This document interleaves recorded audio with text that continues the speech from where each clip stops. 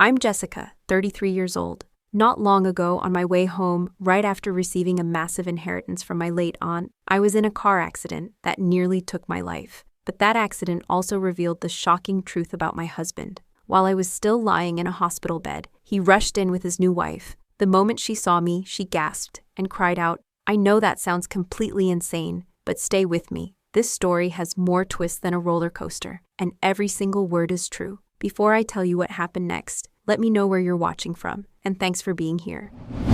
2 years ago, I was a software engineer, living what I thought was a pretty normal life in Austin, Texas. I had a decent job at Dell, a mortgage on a cute little house in East Austin, and a husband named David who was, well, let's just say he was a work in progress. David was a freelance photographer, one of those artistic types who was always chasing the next big break, the next gallery showing, the next client who would finally recognize his genius. When we met 6 years ago at a tech conference downtown, I was completely charmed by him. I was there as a speaker talking about some boring coding framework, and he was photographing the event. During my presentation, I noticed this guy with a camera who kept positioning himself to get different angles, really focused on his craft. Afterward, he approached me and said, "Technology captures data, but photography captures souls." I mean, come on, who says stuff like that? But David made it sound profound, not cheesy. We started talking about art versus science, creativity versus logic, and I was hooked.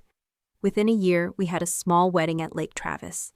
Nothing fancy, we couldn't afford anything lavish, but it felt perfect.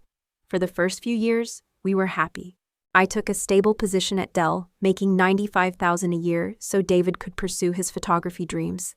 He'd work late into the night in his downtown studio space, editing photos and reaching out to galleries.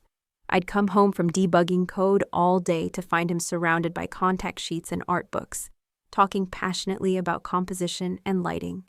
It was actually pretty romantic. But the last 2 years, things had changed.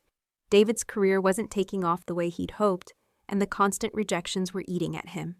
He became moody, defensive about money, and started disappearing for hours without explanation. When I'd ask where he'd been, he'd snap that he was networking with other artists or needed space to think creatively.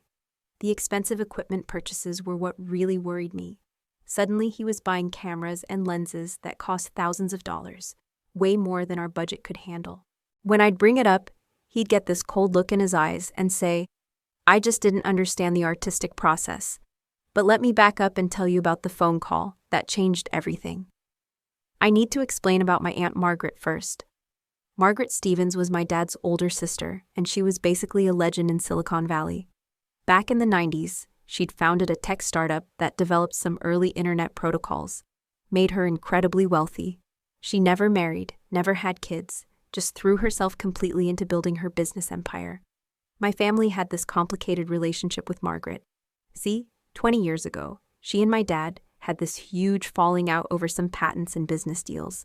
The details were always fuzzy. My parents would just say there'd been a misunderstanding. But it created this rift where our families barely spoke to each other. Despite all that, I had these amazing memories of visiting Margaret's estate in Palo Alto when I was little. She lived in this minimalist penthouse with floor-to-ceiling windows overlooking Silicon Valley, and she collected vintage computers like other people collected art. She'd show me her old Apple IIe and tell me stories about the early days of tech, when everything was possible and everyone was young and brilliant and changing the world. "You remind me of myself at your age," she told me once when I was maybe 12. Brilliant, stubborn, and not afraid to challenge the status quo.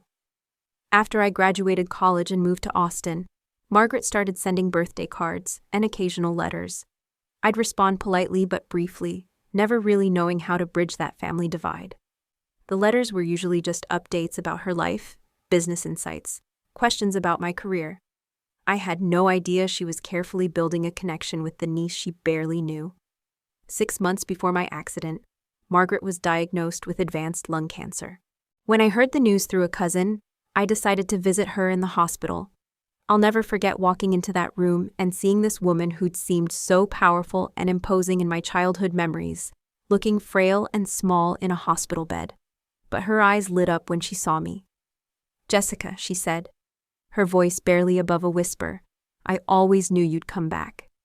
That visit turned into weekly ones. We talked about everything: philosophy, politics, technology, life.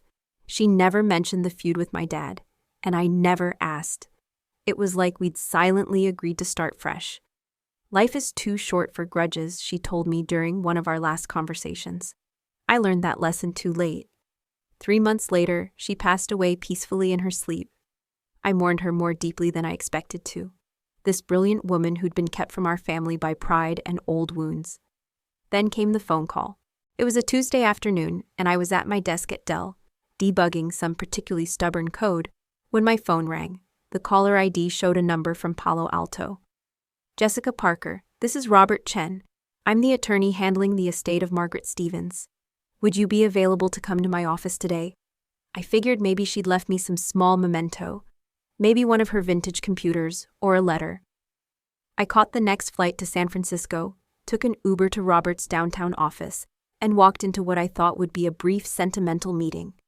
Robert slid a thick document across his mahogany desk. "Your aunt revised her will after your reconciliation last year. She's left you everything." I stared at the papers, the words not really sinking in. Everything? The penthouse, valued at $3 million. Her stock portfolio, worth approximately $6 million. And her cryptocurrency investments, currently valued at $2.2 million. Robert's voice was calm, professional, but I could see a hint of amazement in his eyes. Total estate value, $11.2 million. I literally couldn't speak. I just sat there, looking at this document that was about to change my entire life, thinking about David and our mortgage and all his failed photography dreams, and how we'd never have to worry about money again. Attached to the will was a handwritten letter from Margaret. "Jessica, if you're reading this, I finally logged off for good. I've watched you grow from afar, admiring your determination and your kind heart. You have the same spark I once had, but with the wisdom I lacked. This money is seed funding for your dreams, not an exit strategy. I spent my whole life building algorithms, but I forgot to build relationships. Use this to create something meaningful, and don't make my mistakes. With love, your Aunt Margaret." I signed the necessary paperwork in a daze. $11 million. It was an unfathomable amount. I could pay off our mortgage. David could pursue his art without financial pressure. We could travel, maybe start a family. The possibilities felt endless. On my way out, I stopped at a camera store and bought David a Canon R5, a camera he'd been wanting for months, but we could never afford. It cost $3,900, and for the first time in my life, I didn't even hesitate. I was going to surprise him with it, then tell him about the inheritance. The drive home from the airport was pure joy. I had the radio up, some upbeat song playing, and I was mentally rehearsing how I'd break the news. Maybe I'd make him close his eyes, put the camera in his hands, then reveal everything. I imagined his face lighting up, the stress of recent years melting away as he realized we were finally, truly free. I called him from the car, too excited to wait. "David, I'm on my way home with incredible news." He sounded distracted, almost annoyed. "Can't talk now, Jess. I'm in the middle of something important, some kind of creative breakthrough." "This is important too, David. I'll be home in 30 minutes.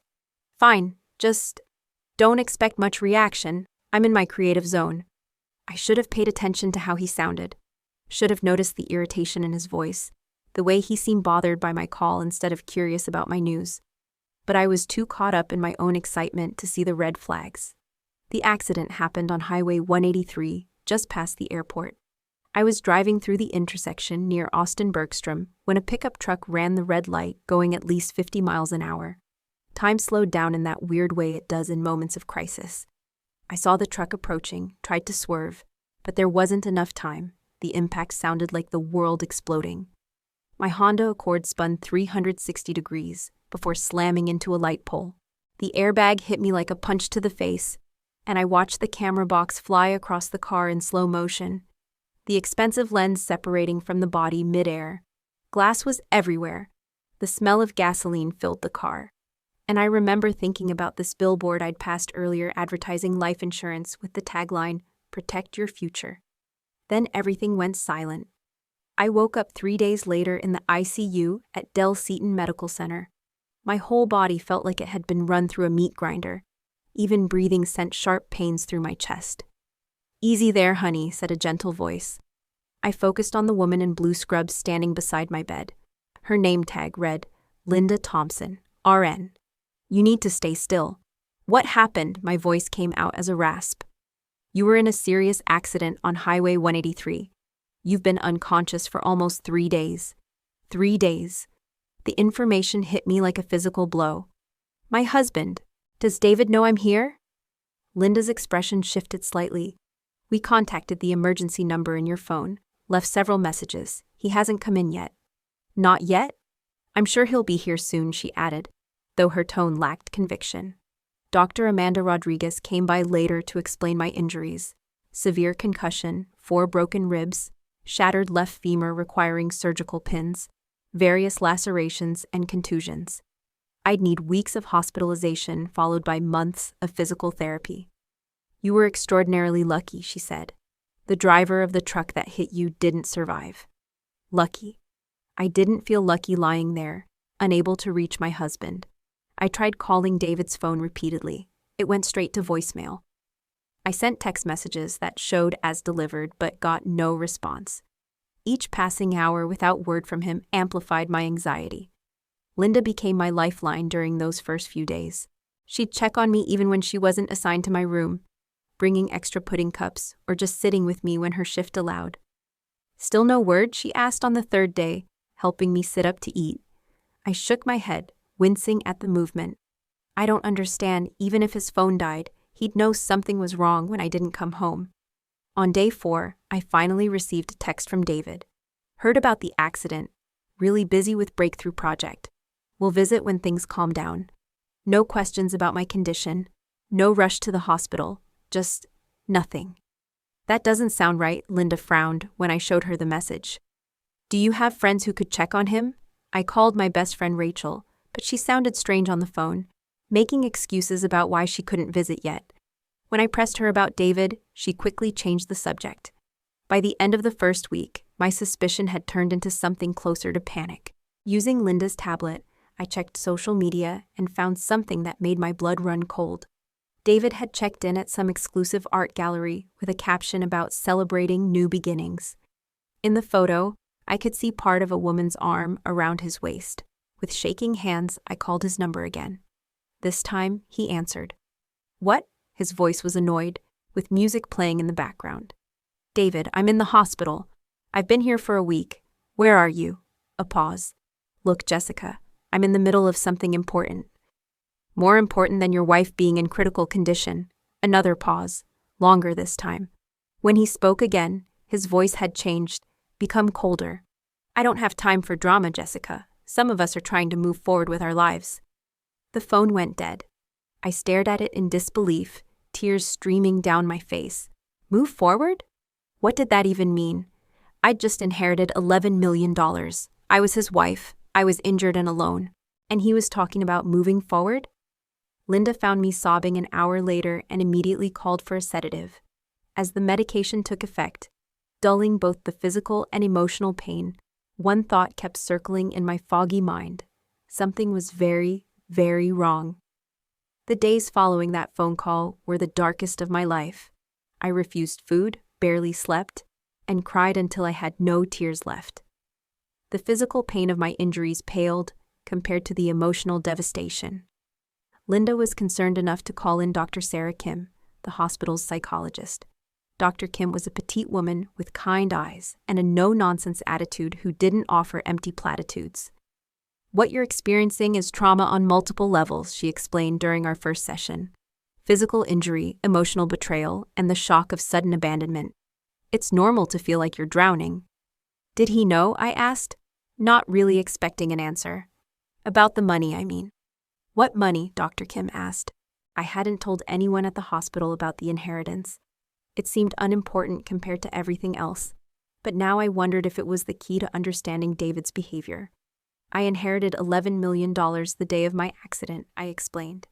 "I was on my way home to tell David when the crash happened." Dr. Kim's eyebrows shot up. "That certainly adds another dimension to consider." 2 days later, Rachel finally visited. She entered my room cautiously, clutching a small bouquet of flowers and looking everywhere but at me. "You look terrible," she blurted, then immediately grimaced. "Sorry, that came out wrong."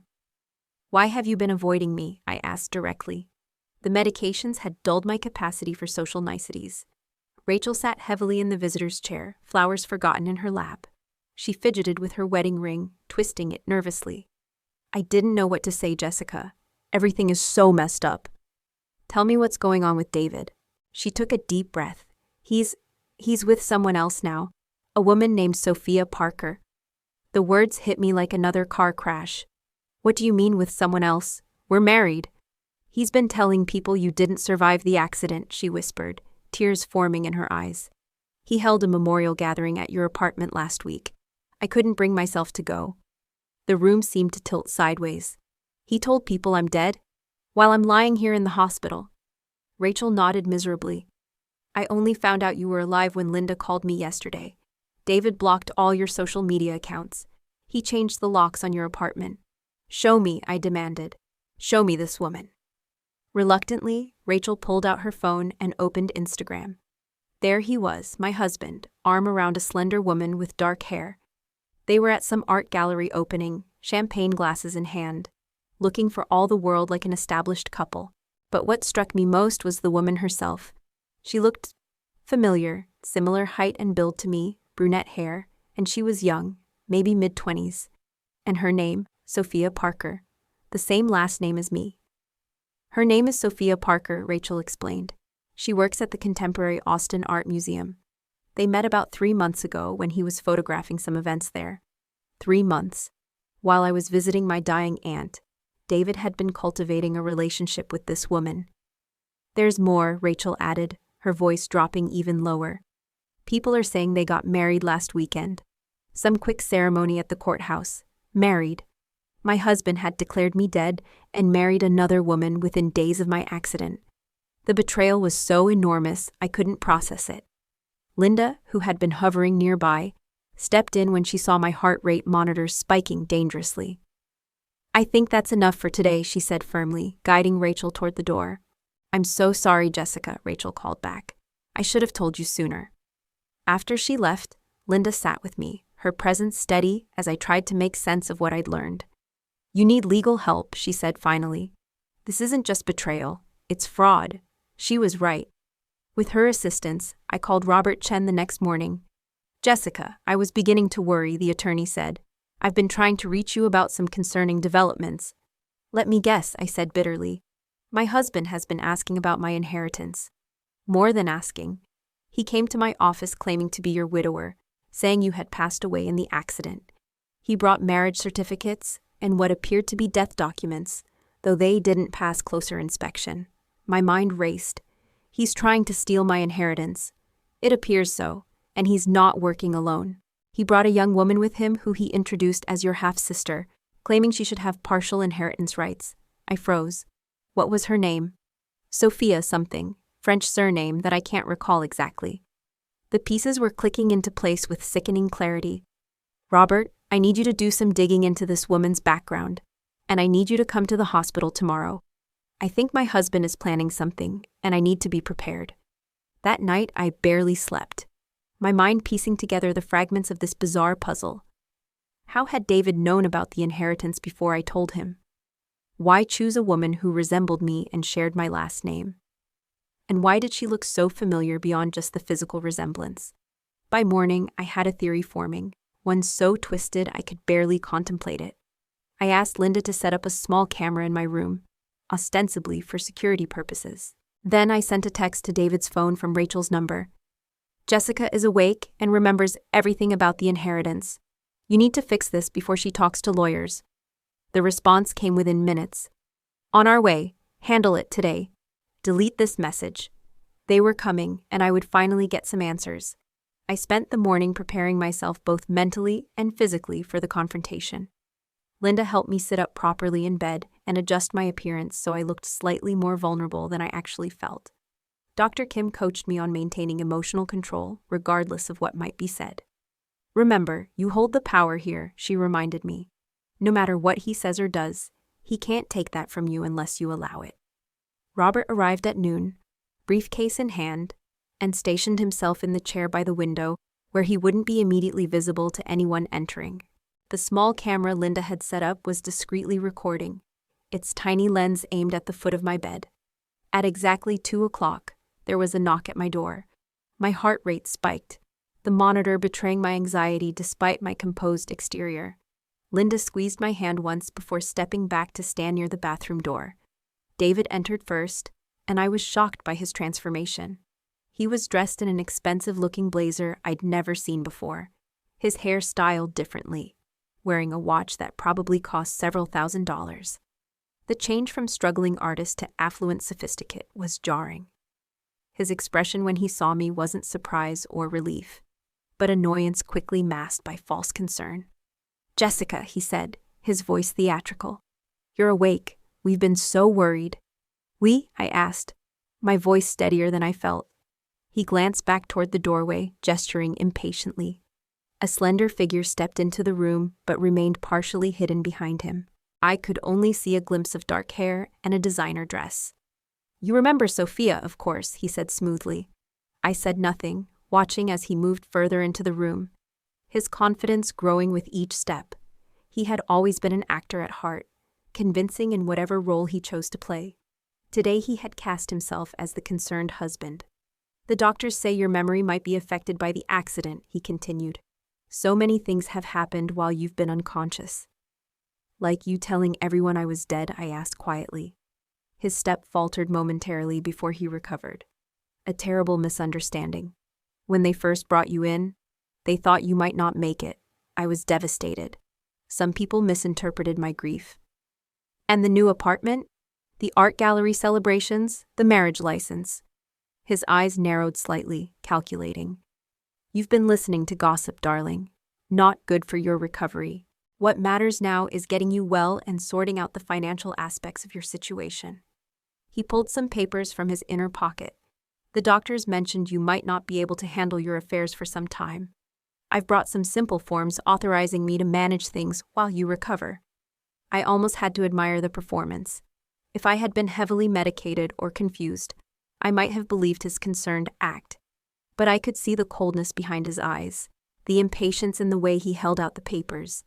"You mean the $11 million I inherited?" I asked bluntly. His expression flickered, surprise quickly masked. "Yes, of course. Such a blessing, but also a responsibility. In your condition, the stress of managing such funds could impede your recovery." "How thoughtful of you to worry about that," he smiled, mistaking my calm for compliance. "I've always had your best interests at heart, Jessica. Is that why you blocked my social media accounts, changed our apartment locks, told my friends I was dead?" David's facade began to crack. "You're confused. The medication." "Show her the video," Robert said suddenly, standing up from his chair. David spun around, genuinely startled. "Who the hell are you?" "Robert Chen, Mrs. Parker's attorney. And you must be the husband who's been attempting to defraud his injured wife." Robert set his tablet on the bed tray, playing security footage from his office showing David and a young woman presenting falsified death certificates and claiming inheritance rights. "That's enough," David snapped, moving to grab the tablet. "Don't touch that," Linda warned, stepping forward. "Hospital security is right outside." The woman who had remained near the doorway finally moved forward, curiosity apparently overcoming caution. As she approached the bed, I got my first clear look at her face. The resemblance was even more striking up close. Same shaped eyes, similar nose, even the way she carried herself reminded me of myself at a younger age. But there was something else, something that triggered a deep, almost primal recognition. Sophia stared at me, her expression shifting from nervous to confused to shocked. Her face went dramatically pale as her eyes locked on mine. "Oh my God," she whispered, her voice shaking. "Jessica Parker, you're really her. You're my sister." The room went completely silent. David lunged toward her, grabbing her arm.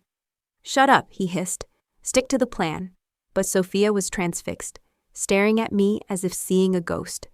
With trembling hands, she reached into her purse and pulled out a worn photograph.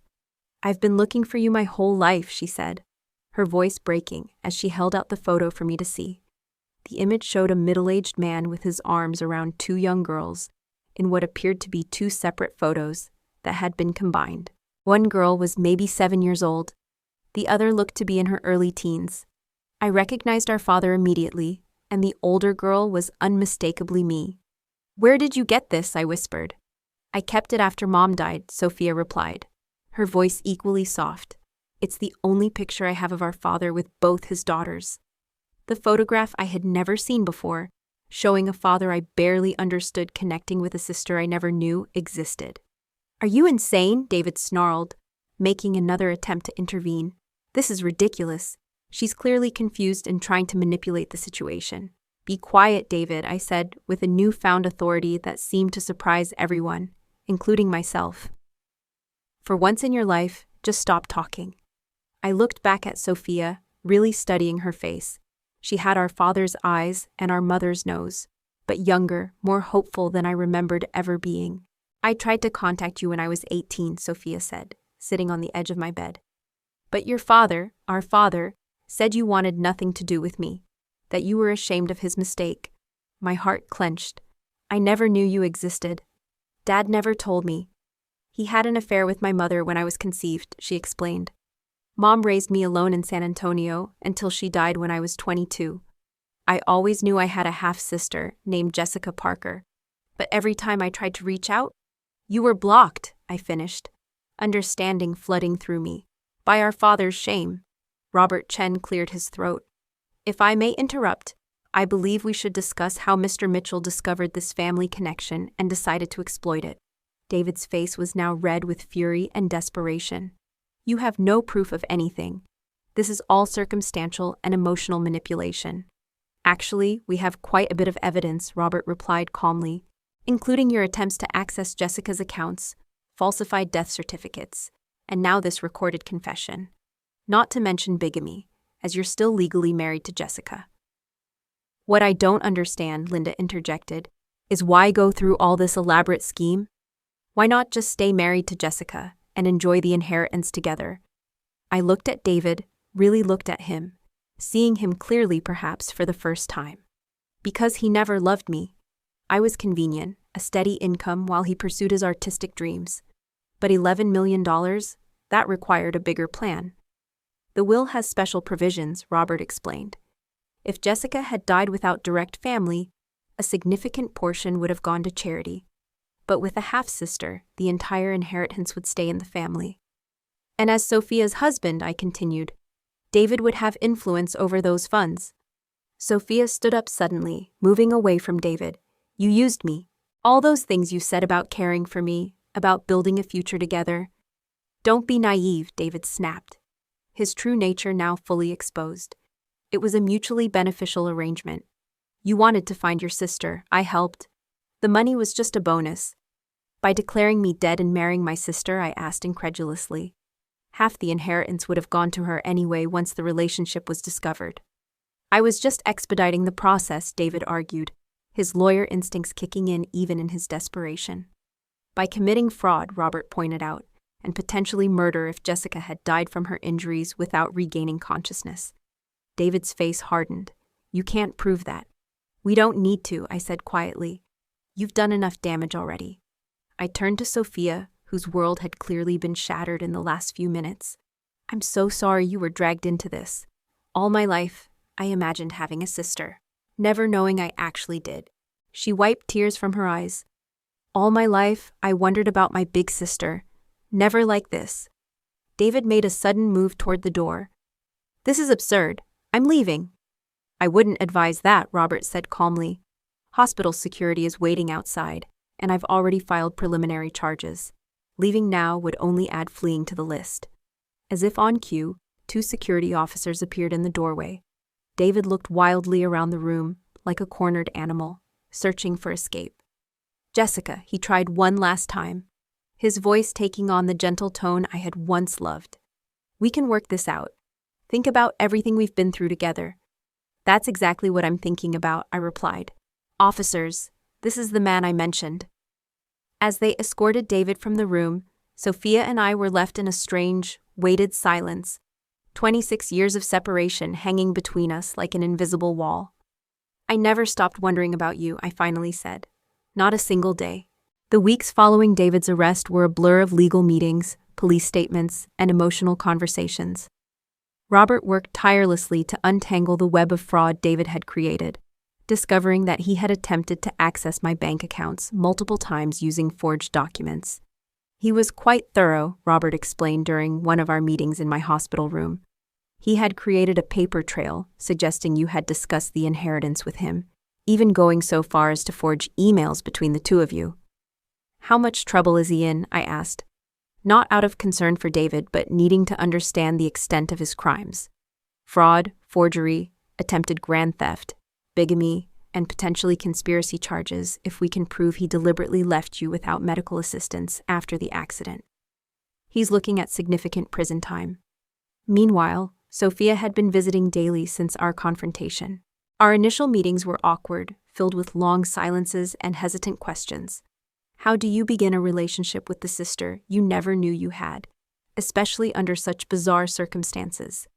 Tell me about growing up, I asked during one of her visits. What was our father like with you? Sophia's face grew sad. He wasn't really part of my life. He'd send birthday cards and Christmas money, but he never visited. Mom always said he felt guilty about the affair, about having two families he couldn't figure out how to merge. I'm glad you reached out to me, even though it led to all this. I didn't reach out to you, she said quietly. David found me first. About 6 months ago, he approached me at the museum where I work. He said he knew who my half-sister was, that you were wealthy but estranged from your family and wanted to reconnect, but were afraid of rejection. The manipulation was even more extensive than I'd realized. What did he tell you about me? That you'd been watching my career from afar, that you were proud of me but didn't know how to reach out because of family shame. When he proposed 2 weeks before your accident, he said it would make you happy to see me settled with someone you trusted. I felt sick thinking about how David had preyed on Sophia's lifelong desire to connect with her sister. I'm so sorry. I wish I had known about you sooner. David also told me you were emotionally damaged, she continued. That you wanted to help me financially, but were too proud and hurt to do it directly. He made it sound like marrying him was the only way to have a relationship with you. The physical therapy sessions became a form of meditation for me, a way to process everything that had happened while rebuilding my body. Sophia often attended these sessions, offering moral support and helping me stay motivated. I missed 26 years with my sister, I told my physical therapist one day. I'm not missing anymore. Dr. Rodriguez was amazed by my rapid progress. Many patients with your injuries would still be bedridden. What's driving you? I looked at Sophia, who was reading in the corner of the therapy room. Family, I said simply. David's trial moved quickly. Faced with overwhelming evidence, he pleaded guilty to avoid a lengthy trial and was sentenced to 6 years in federal prison. During the sentencing hearing, I sat in the courtroom with Sophia beside me, both of us finally free from his manipulation. Do you still love him? Sophia asked me afterward. No, I answered truthfully. I mourn the person I thought he was, but that person never existed. He was a character David created, like one of his photographs, all surface, no substance. Meanwhile, Robert was helping us navigate the inheritance situation. Given the circumstances, I believe we should discuss how you want to handle the estate, particularly in light of Sophia's relationship to you. I had been thinking about this extensively. Aunt Margaret left everything to me because she didn't know about Sophia. Had she known she had a great niece, I believe she would have included her. So you want to split the inheritance? Robert clarified. Yes, equally. Sophia is family. Sophia immediately protested. Jessica, no. That money is yours. I never came looking for you because of money. I know that, I assured her. But your family, my family, and I have 26 years of birthdays and Christmases to make up for. As my discharge date approached, practical concerns began to surface.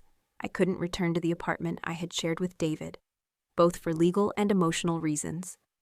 Hotels weren't suitable for someone still requiring medical care and physical therapy.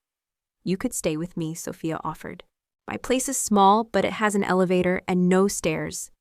I couldn't impose like that. It's not an imposition. I want to help, she insisted. Then added with a small smile, besides, we have a lot of catching up to do. But Robert had another suggestion. What about your aunt's property? It's sitting empty, and with some modifications, it could be perfect for your recovery. The idea took root. The penthouse in Palo Alto, where I had spent those few magical childhood days, was now mine. It would need updating and modifications to accommodate my recovery needs, but it offered a fresh start away from the painful memories of my life with David. It's over an hour from Austin, I mused. That would be a long commute for you to the museum. Sophia looked down, fidgeting with her purse strap. Actually, I quit the museum job last week. Too many memories of how David manipulated me there. What will you do now? She hesitated before answering. I've been thinking about going back to school. I always wanted to study psychology, maybe focus on helping families navigate separation and reunion. The serendipity of the moment wasn't lost on me. The penthouse has plenty of room. You could stay there while you figure things out if you want to. The look of hope on her face was answer enough. Somehow, from the wreckage of betrayal and pain, a new kind of family was emerging. One built on truth and choice rather than deception. 6 weeks after the crash that changed everything, I was finally discharged from the hospital. Leaving the place that had been my home during this transformation felt strangely emotional. I hugged Linda tightly, promising to keep in touch and update her on my progress. You are one of the strongest people I have ever met, she told me. Remember that on the hard days. The drive to Aunt Margaret's estate, now our estate, was quiet. Sophia concentrated on navigating the winding roads from the San Francisco airport, while I watched the city gradually give way to rolling hills and tech campuses. A light fog had rolled in from the bay, giving the landscape an ethereal quality that seemed fitting for our fresh start. The penthouse itself was exactly as I remembered from childhood, but seeing it through adult eyes revealed details I'd missed. Floor-to-ceiling windows offered panoramic views of Silicon Valley, and Margaret's collection of vintage computers was displayed like art pieces throughout the modern space. Robert had arranged for modifications to accommodate my mobility issues. Grab bars in the bathrooms, a temporary bedroom set up on the main floor, and ramps for the few steps in the building. What do you think? I asked Sophia as we pulled into the parking garage. It's beautiful, she replied, her eyes wide, like something from a movie. Those first few weeks of living together were an adjustment for both of us. We were sisters biologically, but strangers in nearly every other way. We circled each other cautiously, learning each other's habits and preferences, finding our rhythm in this new shared life. I discovered that Sophia was a morning person who hummed while making coffee. She learned that I was grumpy before my second cup, and preferred silence until fully caffeinated. Small revelations that gradually built a bridge between us. My physical recovery continued with home visits from a physical therapist 3 times weekly. The pain was constant but evolving. Sharp stabs giving way to dull aches as my body slowly healed. I graduated from a wheelchair to a walker, then to crutches. Each transition was a small victory that Sophia celebrated by bringing home cupcakes from a local bakery. The emotional healing was more complicated. Dr. Kim continued our therapy sessions via video calls, helping me process not only David's betrayal, but also the sudden appearance of the sister I'd never known I had. Relationships built under extreme circumstances can be intense, but fragile, she cautioned during one session. Give yourself and Sophia time to develop a sustainable connection. Taking her advice, Sophia and I began establishing rituals that helped normalize our unusual situation. Sunday morning walks around the neighborhood. Thursday evening cooking experiments where we'd try to recreate recipes from our respective childhoods. Daily check-ins about our days, our feelings, our slowly building trust. We talked about everything and nothing, filling in the 26-year gap in our shared history. I learned that Sophia had always been artistic, like our father, but with a practical streak that reminded me of myself. She'd graduated from UT San Antonio with an art history degree, worked her way up at the Austin Museum, and had dreams of curating exhibitions that combined traditional art with modern therapy techniques. She learned about my journey through tech, my relationship with Aunt Margaret, and the gradual deterioration of my marriage to David. We compared notes about our father, the man who had created us both, but kept us apart. Do you think he ever regretted it? Sophia asked one evening as we sat on the penthouse balcony, watching the sunset over Silicon Valley. Keeping us from knowing each other? I think he was afraid, I said after considering. Afraid of how to explain his choices. Afraid of how it would affect both families. Fear makes people do stupid things. One evening, about 3 months after moving to Palo Alto, Sophia hesitantly brought up a subject we had both been avoiding. "I'd like you to meet my adoptive family," she said. "Well, not adoptive exactly. My mom's sister and her husband helped raise me after Mom died. They've been asking about you." My stomach tightened with anxiety. "Do they resent me for not being part of your life?" "No," she said firmly. "They've always spoken of you with curiosity, not anger. They understood our father was in an impossible situation, trying to balance 2 families." The meeting was arranged for the following weekend. I spent days worrying about what to wear, what to say, how to explain 26 years of ignorance about my sister's existence. Maria and Carlos Santos turned out to be exactly as Sophia had described: warm, unpretentious people who greeted me with kindness rather than judgment. "We have always considered ourselves temporary guardians of Sophia until you could be part of her life again," Maria told me over dinner. "We are so grateful that day has come, even under these difficult circumstances." Their generosity of spirit humbled me. Instead of seeing me as a threat to their relationship with Sophia, they welcomed me as an addition to their extended family circle. By the end of their visit, we had made plans for holidays and future gatherings, expanding our unconventional family even further. The legal proceedings against David continued in the background of our new life. I attended court hearings when required, facing him across the courtroom with a strength I didn't know I possessed. He had lost the charismatic charm that once defined him, appearing sullen and diminished in his orange jumpsuit. When he was finally sentenced to 6 years for fraud and related charges, I felt no satisfaction, only a quiet relief that this chapter was truly closing. "Do you still love him?" Sophia asked me once, after a particularly difficult hearing. "No," I answered truthfully. "I mourn the person I thought he was, but that person never existed. He was a character David created, like one of his carefully composed photographs. All about the image, nothing authentic underneath." As the seasons changed, so did our lives. We planted a small herb garden on the penthouse's terrace, transforming the sterile space into something alive and nurturing. I found unexpected joy in growing things, perhaps because it paralleled my own process of healing and growth. Following Robert's financial advice, we established a charitable foundation in Aunt Margaret's name, focusing on supporting families separated by secrets and promoting ethical reunion practices. The irony of using my inheritance this way wasn't lost on me, but it felt right, a way of creating meaning from our own painful experience. Sophia enrolled in a graduate program at Stanford that fall, commuting to classes while continuing to live at the penthouse. Her passion for psychology was evident in how she approached everything, always considering the deeper motivations behind behaviors and choices. "You would have been a terrible artist's wife," she told me one evening as we sat on the balcony, watching the lights of Silicon Valley twinkle below us. "Why do you say that?" "Too practical, too grounded.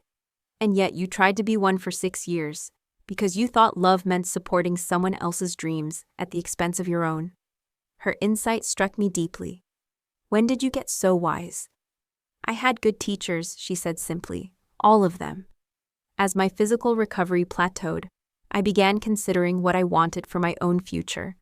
The tech career I had pursued mainly to support David's artistic ambitions no longer appealed to me. With financial security now assured, I had the freedom to reinvent myself completely. I started writing, initially just as therapy, but eventually with more serious intent. My story, fictionalized but emotionally true, began to take shape as a memoir. The process was cathartic, transforming pain into purpose, chaos into narrative structure. 1 year to the day after the accident, we held a small gathering at the penthouse. Linda flew in from Austin, along with Robert, Dr. Rodriguez, Dr. Kim, Rachel, and Maria and Carlos, people who had supported us through the darkest times now sharing in the light. As I looked around at these faces, at the unlikely family we had created from the wreckage of betrayal, I was struck by the strange alchemy of life, its ability to transmute lead into gold if given enough time and pressure. "I want to propose a toast," I said, raising my glass, "to unexpected journeys and the people who help us navigate them." Later, as Sophia and I sat alone on the terrace after everyone had gone, she asked the question that had been on both our minds. Do you ever regret it? Not the inheritance or finding me, but everything that happened. David's betrayal, all the pain. I considered carefully before answering. Regret implies I would choose a different path if given the chance, and I wouldn't. Not if it meant not finding you. Even with all the hurt, money can reveal people's true characters, stripping away pretense and exposing what lies beneath. David's betrayal taught me that painful lesson, but it also brought me back my sister. It gave me a second chance at a relationship I thought was impossible. I thought about Margaret's letter, about her regret over choosing career over relationships. Sometimes the worst moments of our lives create openings for the best to enter. The crash that broke my body led to healing my heart. The husband who betrayed me inadvertently reunited me with the sister I never knew I had. The inheritance that made me a target also gave me the freedom to rebuild my life on my terms. What are you thinking about? Sophia asked, noticing my silence. That sometimes you have to survive a crash to find your way home. 2 years after that life-changing accident, we visited our father's grave together in San Antonio. It was a beautiful Texas day, warm and clear, with blue bonnets blooming along the highway. We placed flowers on his headstone, a simple granite marker that bore his name and dates. Nothing about the complexity of the man underneath. Do you think he would be proud of us now? Sophia asked. I think he'd be amazed that his biggest mistake led to our greatest blessing, I replied. We stood there in comfortable silence, two sisters who had found each other through the darkness of betrayal and emerged into the light of authentic family. You know what's funny? Sophia said as we walked back to the car. David thought he was so clever, using our family connection to manipulate both of us. But all he really did was bring us together. The best laid plans, I agreed, linking my arm through hers. As we drove away from the cemetery, I thought about the foundation we had built, the families we were helping to reconnect, the lives we were rebuilding together. I had lost a husband but gained a sister. I had lost illusions but gained truth. I had lost my old life but gained one infinitely more real and satisfying. My phone buzzed with a notification, another family reaching out through our foundation's website, looking for help reuniting with relatives separated by old wounds and family secrets. Sophia glanced at the screen and smiled. Ready to help another family find their way home, she asked. Always, I said. That's what sisters are for. The story that began with a crash had become a story about coming home, not to a place, but to the people who matter most. Sometimes the family we're born into isn't the family we end up with. Sometimes the worst betrayal leads to the greatest blessing. And sometimes, just sometimes, the person who tries to destroy your life ends up giving you the greatest gift of all. So if you're watching this and you've made it this far, thank you for listening to my story. Have you ever experienced a betrayal that ultimately led to something better in your life? Have you ever discovered family you didn't know existed? I'd love to hear your stories in the comments below. And if this journey resonated with you, please hit that like button and subscribe to hear more stories of resilience and unexpected second chances. Share this with someone who might need a reminder that even our darkest moments can lead to dawn. Remember, your worst day might be preparing you for your best life. Trust the process, trust your instincts, and never give up hope that somewhere out there, your real family is waiting to find you too. Thanks for watching, and I'll see you in the next video.